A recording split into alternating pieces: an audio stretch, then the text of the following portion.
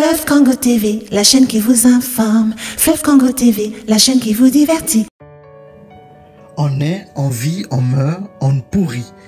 Il arrive cependant que l'on naisse, que l'on vive, que l'on meure, sans pourrir, au vu des corps incorruptibles les plus célèbres. Au numéro 1, nous avons l'homme de Chachène. L'homme de Chachène, qui est né 2000 ans avant Jésus-Christ, est un homme âgé entre 40 et 50 ans lors de son décès, qui mesurait presque 1,80 m et qui dispose encore de nos jours de ses cheveux châtain roux, d'un nez aquilin et d'une barbe rousse. Tout comme lui, d'autres corps de cette époque post-critique ont été retrouvés dans un parfait état de conservation, comme une femme aux cheveux châtains mesurant 1,80 m aussi et un enfant âgé d'1 an environ. Au numéro 2, nous avons la sœur Bernadette Soubirous et les saints catholiques. Décédée à Nevers le 16 avril 1879, le corps de Bernadette Soubirous, la voyante de Lourdes, est exhumé en septembre 1909, en avril 1919 et en avril 1925. Lorsque les hommes effectuent l'exhumation de sœur Bernadette, c'est la surprise générale. Son corps est complètement intact. Cette conservation exceptionnelle reste un grand mystère pour la science. Cependant, il ne s'agit pas d'un cas isolé. De nombreux saints catholiques bénéficient de la même incorruptibilité, plus exactement 336 d'entre eux, à l'instar de Padre Pio ou de Saint François d'Assise.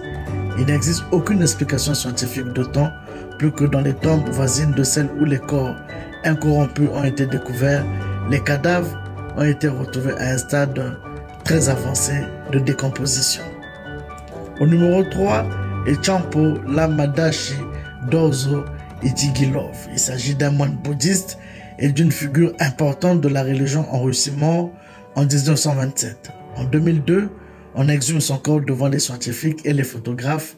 Les résultats sont spectaculaires. L'état de son corps fait penser qu'il s'agit d'un décès survenu dans les 36 heures. La peau est encore souple, les membres ne sont pas raides et les muscles n'ont pas fondu. Au numéro 4, la Doncella.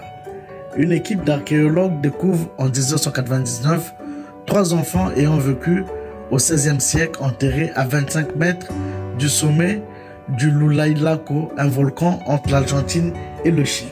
De ces tombes sont extraits une jeune fille de 15 ans, la Doncella.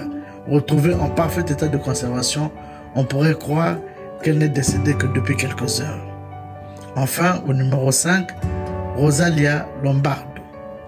On peut la considérer comme étant la momie la plus parfaite du monde. Rosalia Lombardo, cette petite fille italienne née à Palerme le 13 décembre 1918, décède à l'âge de 2 ans d'une pneumonie.